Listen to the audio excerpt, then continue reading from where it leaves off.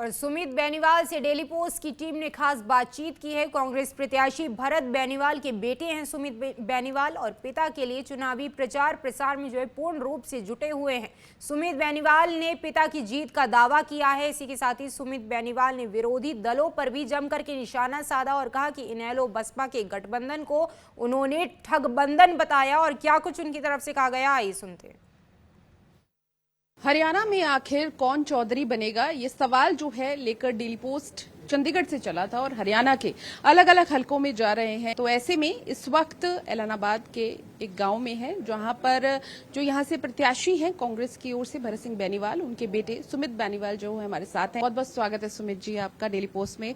आप जा रहे हो, किस तरह का प्यार आपके पापा को मिलता है या आपको यहाँ पर मिलता है? नहीं, बहुत ही लोगों का साथ हमें यहाँ मिल रहा है। और पीछे जैसे विधायक रहे हैं यहाँ से मेरे पिताजी, कांग्रेस की सरकार थी तो बहुत से काम यहाँ उन्होंने करवाए।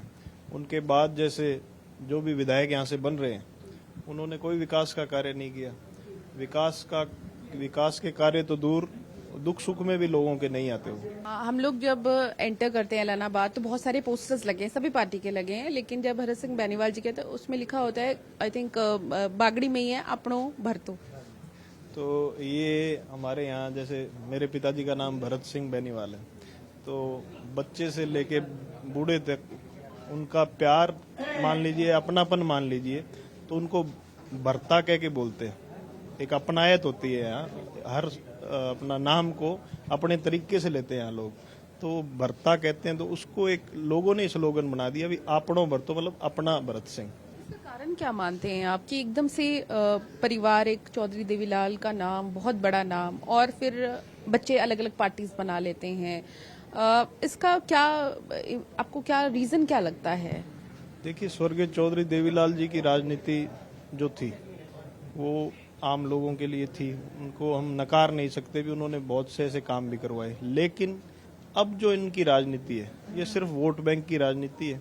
अब आप मुझे बताइए, चौधरी देवीलाल जी की विचारधारा तो एक ही हो सकती है, 5 अलग अलग विचारधारा तो नहीं हो सकती। तो अब सारा परिवार अलग अलग पार्टियों में है, तो आप लोगों को सिर्फ बेवकूफ़ बना के ये वोट हड़पना चाहते हैं।